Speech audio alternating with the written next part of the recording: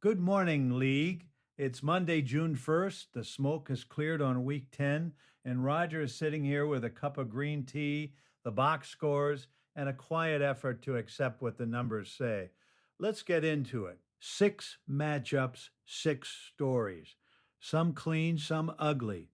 One of them, a Yankee, getting in my head again. We'll get there. We'll start with Boss Hogg's chicken recipes, who took it to primetime Jeffrey 7-3.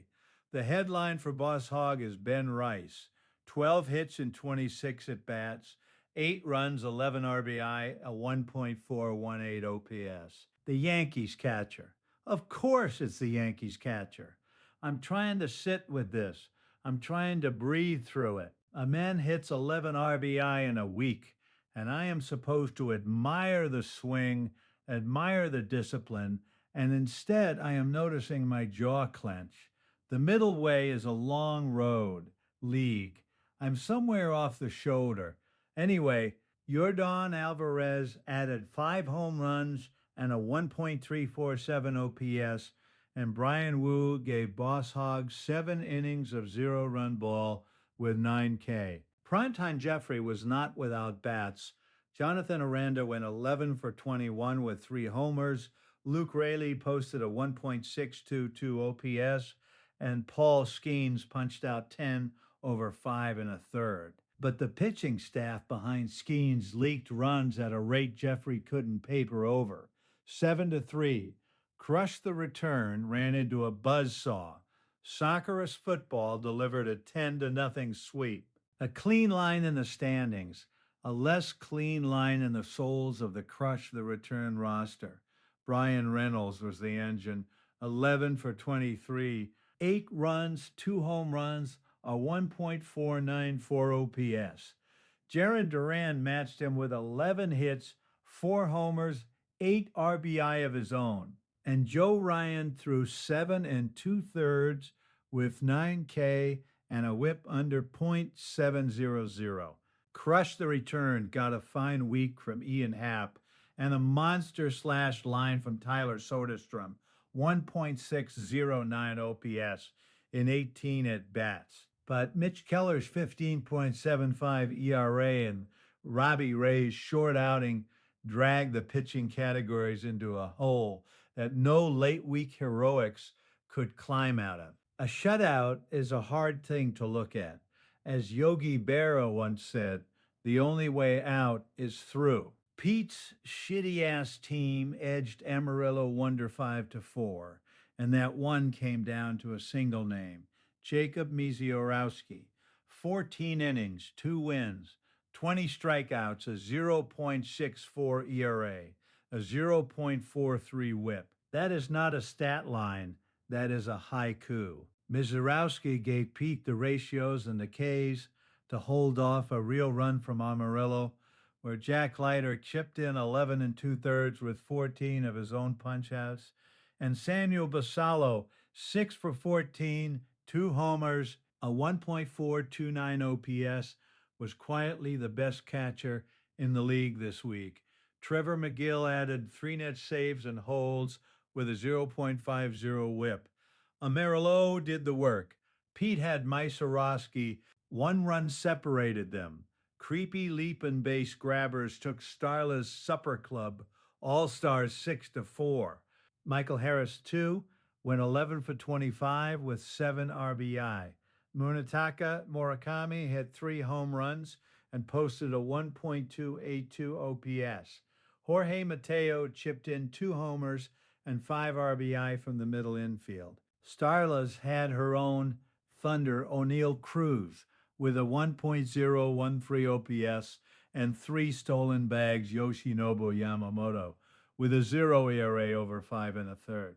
But Creepy Leapin simply hit too many things. And the steals categories tilted late, 6-4. Only Fams handled Acuna Matata 8-1. James Wood did everything you can do in fantasy baseball. 10 for 23, 7 runs, 3 home runs, 5 RBI, 2 steals, a 1.405 OPS, and Acuna Matata still lost 8-1. That is the lesson of impermanence right there. One player can have the week of his life and the team can still come up short. Julio Rodriguez also hit 3 homers. None of it mattered. Why? Because only Fams was a fortress. Freddie Freeman with a 1.028 OPS, Will Smith with 2 homers and a 1.383 OPS, Jarrett Cole, 6 2/3, 10K, 0 earned runs, and Ben Brown went 13 innings with a 1.38 ERA out of a swing roll. Acuna Matata's bullpen wore a Jeff Hoffman 16.88 ERA around its neck, and that's what flipped the ratios. The last matchup, Tragic Hardball took down Ace Shiera, Sessions J.A., Pasquale 8-2. Juan Soto's week was the kind of thing I used to bet on back in the old days. 3 home runs, 8 RBI, a 1.339 OPS. I caught myself last night sketching out an over under on his June, and I had to put the pen down. The line between the addiction and the hobby gets thin sometimes.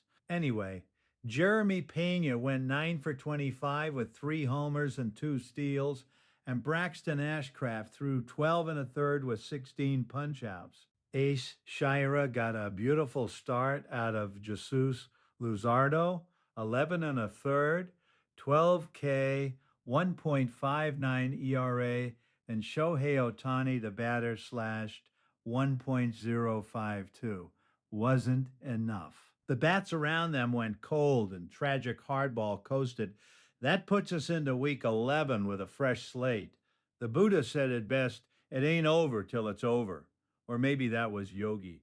Either way, 12 teams, new matchups, the same 6 categories on each side of the ledger, a quick look ahead. Watch the back end of bullpens this week. The saves and holds category has been the swing point in 3 of the 6 matchups all season. And we've got some closers throwing on short rest after the holiday weekend. Watch the streaming starters. Tuesday and Wednesday have a soft middle of the rotation in a couple of matchups. And the team that finds 2 extra wins on the wire is going to take Ks and ratios with them. And one note from yesterday's MLB slate before I let you go. The Giants put up 19 on the Rockies. The Yankees put up 13 on the Athletics. I'm not going to dwell on that second one. I'm going to sit with my tea. I'm going to let it pass like a cloud, a 13 spot from the Yankees passing through the sky of my mind, leaving no trace. It left a trace. This is Roger. May your streamers stream and your closers close.